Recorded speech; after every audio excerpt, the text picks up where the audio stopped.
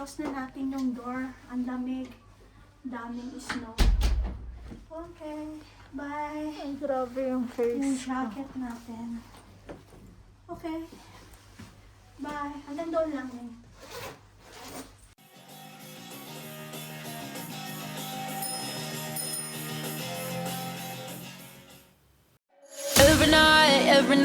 Every night are we paradise seems so far away. Still I try to buy myself some time to get me to that place. All I want is you. Staying up till we want to. Tell you what, I bet that we could see it new. I wanna let you do nothing to lose. Let's throw all our worries away. I know that it takes two to get me confused. Tell me, baby, what do you say? 'Cause we were just friends, and now it's something far over. And I bet that we could find a way closer. Never wanted to put all this in your head, but I can see that we're all. For today's episode, nandito kami para kumain. Hindi naman. So, binisita natin ang ating kaibigan. Ayan, as you can see at my backyard. Backyard? Behind me. Ayan, si AJ, si Cecilia, playing his little brother. Okay. Andito kami sa kitchen. Papakita ko sa inyo ang kinain namin. Napakasarap. No, nabusog ako. Mukha ko nga to. Ang hirap, napakalapit. Ayan, eto tayo. Busog na busog yung ating tummy. Busog na busog yung ating tummy. Ay, okay. I'm going to show you the food that we ate. Okay. 5, 4, 3, 2, 1.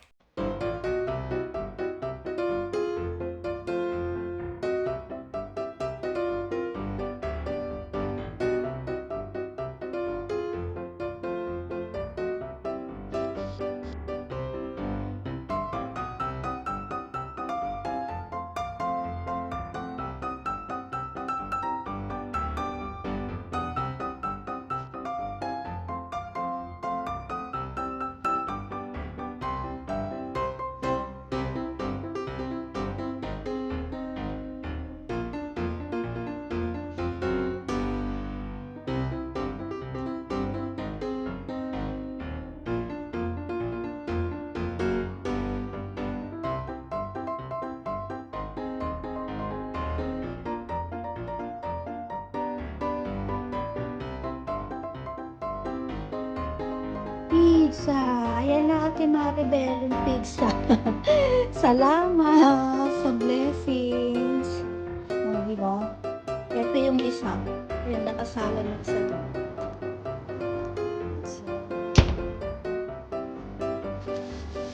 There you go. I ate the one with Andy.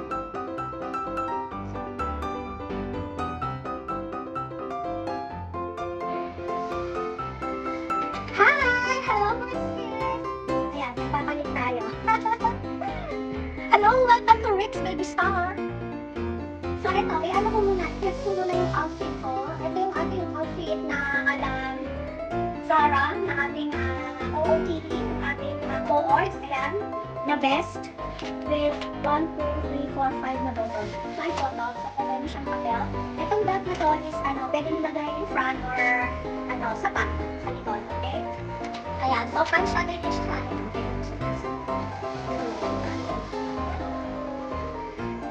Ayan, ganun siya. Ang ganda, mga sis. Nakasira kasi siya. So, nilagyan ko lang siya. So, kahit na, winter siya. So, nilagyan ko lang siya ng wool. So, this is wool. Ayan. Manipis na wool. Ayan.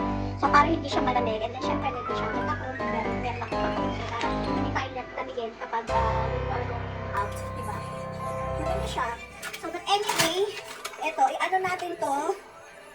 Not there, toket fruit. Ayan. Ito ang ating unboxing. Ano tong mga laman na to? Maraming laman to. Ayan. Ito. Kasi meron akong friend na nag-travel, okay, may ng Pilipinas, and then nag-layout, nag-layaway sila sa Dubai. So ngayon, lagi ko nakikita, lagi ko nakikita sa mga commercials, and even though sa Facebook, sa Instagram, na yung chocolate Dubai, or Dubai chocolate, is napakasarap daw yun, pero very, expensive. So, nagpabili ako sa friend ko, so to make story short, so nagpabili ako sa kanya ng Dubai chocolate para lang matikman. So, bigyan natin ng, how you call it, hustisya ba yun? kung gaanong kasarap ang Dubai chocolate, diba? So, tignan natin siya, guys. Okay, so, ito marami siyang binigay sa akin. Thank you so much. Ayan. Nakauwi na siya, nakabalik na siya, dito sa Norway. So, ito yung binigay niya sa akin pa sa lubong. So, very generous kasi she even gave me the, the candies that she told me I can put it in my shop. Kasi, ito, as you can see, this one, mga guys, pinupuno kayo ng mga, ng mga gotery, ng mga sometimes chocolates, ng mga ganyan. This small thing lang para pag meron pupunta rito mga customers o mga kids na anak ng mga kaibigan kong Pinoy or customers, so they can, para they have something to, nang tawag dito, hindi naman giveaway, parang something for them na at least meron silang grocery na makuha dyan. Ayan. So, eto yon. So, ngayon, i-unbox natin kung para ilalagay ko na siya dito. So, excited ako. Anyway, ayan, tingnan muna natin yung ito. Nandito tayo ngayon sa boutique. Ayan, nandito tayo sa boutique. So, naka-open ang ating boutique dito sa Arendal. Ayan, thank you, Lord.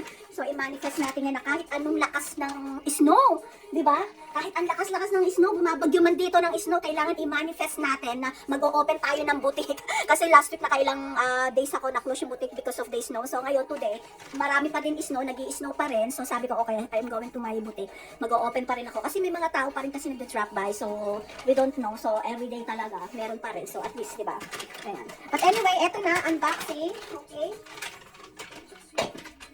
Ilapit natin. Ilapit natin. Ang dami naman nito. Thank you so much. Ayan. Thank you so much, Robs. Ayan. I was in their place the other day, so I'm really happy to get to see their babies. Malaki na. So, na-miss ko din si Cecilia. So, naglaro kami ng sungka-sungkaan. Ay, magkakatawa ng sungka. Siyempre, ang dami kong kiss kay sa baby boy nila, kay Conrad. Ayan. Okay, so this one, M&M. Sabi ko actually sa kanya, ang dami kong ganito sa bahay. Sabi ko ganun, hindi naman ako mahilig. Tapos sabi ko, yung M&M na to, meron kasi akong maliit, and then yung mga malalaki na merong nuts inside. But anyway, sabi niya sa akin, no, it's okay, put it in your shop. Sabi ko, okay, kaya, tignan natin. Pero gumawa ako ng banana muffins, just last night. Ay, grabe, ang sarap. Ang sarap ng banana muffins. Tapos nilagyan ko siya ng ganito, on top, para at least meron kang manguya or something, more extra sweet. Yung mga mahilig sa sweet. Diba? Yun lang. So, ang ganda. Ang hindi lang maganda, ang sarap. Banana muffins. Favorite ko. So, ayan. Tapos, eto. Dalawa nito. So, this is peanut kisses. Ayan. Peanut kisses. So, baka kainin ko siya today. Hindi kasi ako nakapagdala ng food dito sa shop. So, I'm a bit hungry now, pero inuna ko muna tong vlog natin, mini vlog natin. Ayan, dahil kailangan na natin mag-upload. Kailangan na ni Rix Baby mag-upload sa kanyang YouTube channel. So, guys, please, don't forget to subscribe and click the notification bell all para lagi kayong updated sa aming mga mini vlogs. Ayan lang. Thank you so much. So, ayan. O, diba? Masarap ba to? Itong peanut kisses. Gusto ko talaga yung chocolate kisses. Alam nyo, nag-travel ako, wala kaming nabili. Even though saan ba to? Sa duty free ng airport, wala. Nagpunta kami sa Spain, wala doon. Sa England, wala din doon. Alam mo, sabi ko sa Amerika lang yata talaga nakakabili ng chocolate kisses. Favorite ko kasi yun. Gusto ko siya. So, kailan kaya makapag-travel tayo ng Amerika? Yan, i-manifest din natin yan na makapag-travel tayo sa USA. Kasi I have my auntie lives there. So, para mabisita din namin sila, yung mga cousins ko doon, na mga Amerikana. Ayan. Okay, this two. And then, so, oh my God, ang dami isang balot. Grabe ka talaga, Robs. Hindi. Eto, kasi gusto niya kasi ilagay ko nga daw. Kasi pag nagpupunta dito si Cecilia, gusto niya may gotery. Ang dami niya ng gotery dito. Yung mga, ibang bata, yan. Yung mga, yung inaanak ko, si Birgit. O, syempre, yung aking anak-anakan na si Ilva. O, ayan, dami kayong gotery dito, ha. O, ayan, magsasawa kayo sa gotery. So, this is Bim Boom. Wow, Bim Boom, Russian, 1 kilogram. Dami niya talaga. Saka natutuwa ako, candy with siya, fruit bearing feeling. Tapos, ang cute ng mga colors niya. Kasi, colorful siya. Yun, as you can see, ganyan siya. Ganyan siya, colorful. Ang ganda, okay, this siya. Ayan.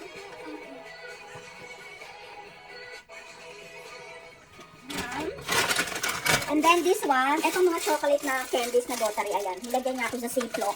Sabi ko, parang gusto mong ibigay lahat ng Gottery mo sa shop, ah.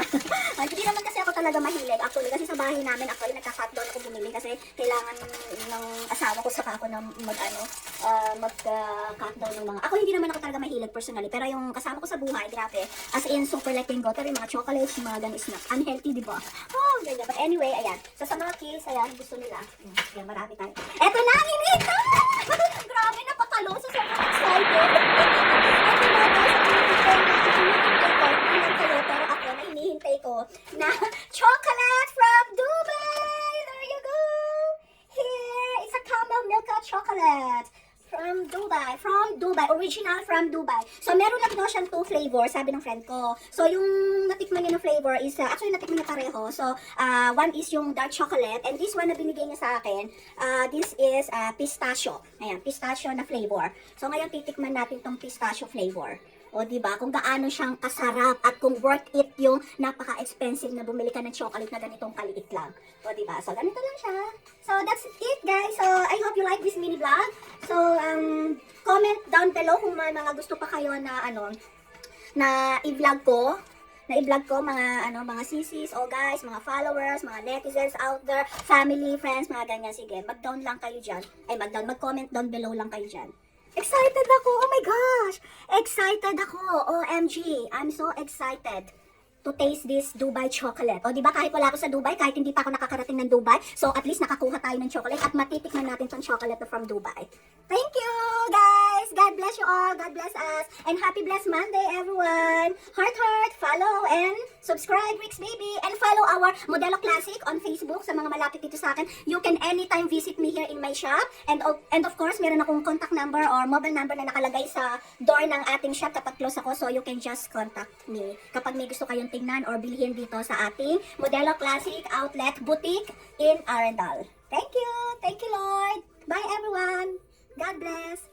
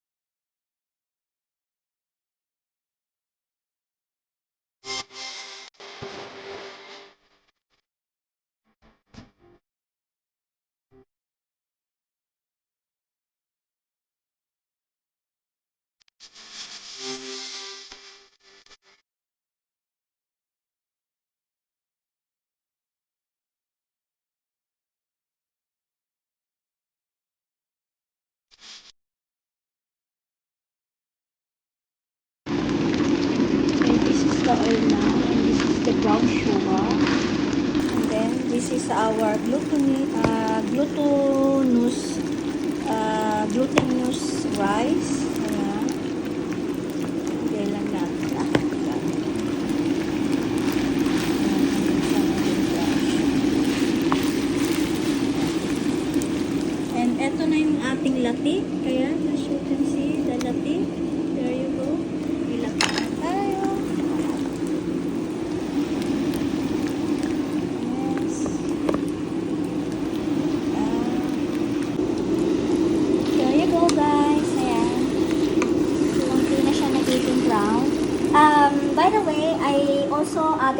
for coconut. Ayan. Ayan ang mga ingredients natin sa paggawa ng biko.